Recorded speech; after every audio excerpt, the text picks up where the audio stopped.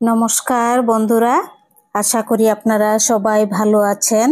আজকে আমি আপনাদেরকে সাবুদানার শরবত বানিয়ে দেখাবো। তো চলুন দেখে নেবেন আমি কিভাবে বানাই সাবুদানার শরবত। প্রথমে ছোট এক বাটি আমি সাবুদানা ভিজিয়ে রেখে দেব 5 মিনিট। তারপর 5 মিনিট হওয়ার পর জল ঝরিয়ে রেখে দেব একটি ছাকনাতে, যেন একদম জল না থাকে। এবার 2 কাপ জল দিয়ে দিচ্ছি কড়াইতে, দিয়ে জাল করে নেব সাবুদানাগুলি। এই যে ধুয়ে রাখা সাবুদানাগুলো আমি এখন জাল করে নেব 5 মিনিট। দেখুন একদম জল নেই, খুব সুন্দর ঝরঝরে হয়ে গেছে।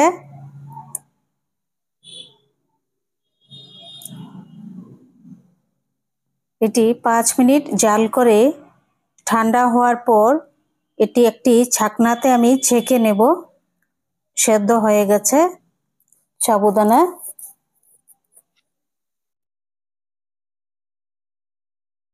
এখন গ্যাসটি অফ করে দেব। সাবুদানা ঠান্ডা হয়ে গেছে, এবার এই ছাকনাতে ছেঁকে নিচ্ছি। দেখুন একদম ঝরঝরে হয়েছে।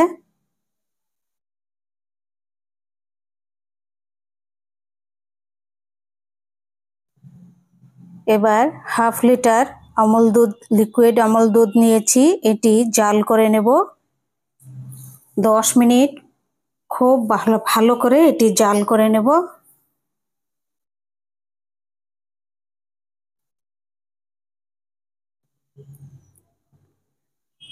এই দুধটি খুবই ভারী হয় আমল দুধ। এখন দিয়ে দিচ্ছি 4 চামচ আমল দুধ পাউডার। তারপর দিয়ে দিচ্ছি আরো 4 চামচ আমল দুধ পাউডার।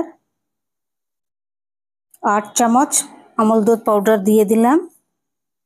দিয়ে 10 মিনিট খুব ভালো করে এটি শুকিয়ে নেব, অল্প যেন ঘন ঘন হয়।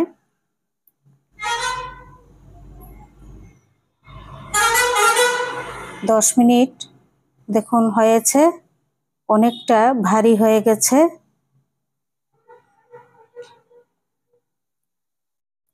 এরকম খুব ভালো করে নেড়ে খুন্তা দিয়ে পুরো ভালো করে নাড়তে হবে, না হলে নিচে লেগে যেতে পারে। ভারী হয়েছে তো দুধটি আমল দুধ দেওয়ার কারণে। এবার গ্যাসটি অফ করে দেব।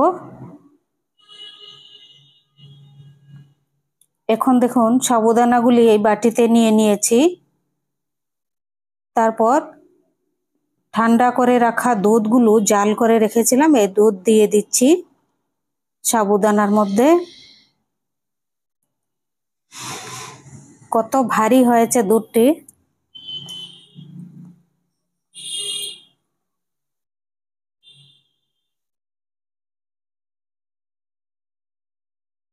দেখুন সাবুদানা একদম আঠা নেই, খুব সুন্দর ঝরঝরে হয়েছে। এবার আমি ফ্রুটসগুলো দিয়ে দেব। প্রথমে দিয়ে দিচ্ছি আপেল, কেটে রাখা আপেলগুলো দিয়ে দিচ্ছি। তারপর দিয়ে দিচ্ছি তরমুজ। তারপর দিয়ে দিচ্ছি কলা একটি। তারপর দিয়ে দিচ্ছি পেঁপে, পাকা পেঁপে। এখন দিয়ে দিচ্ছি কালো আঙ্গুর।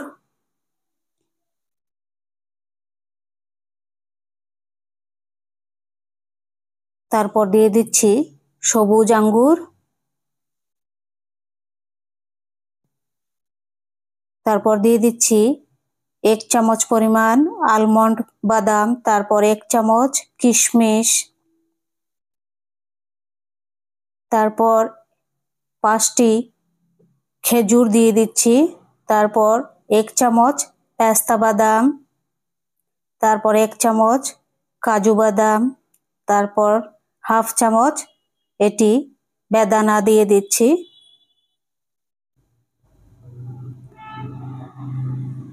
সবগুলো উপকরণ দেয়া হয়ে গেছে, এবার মিক্স করে নিচ্ছি খুব ভালো করে।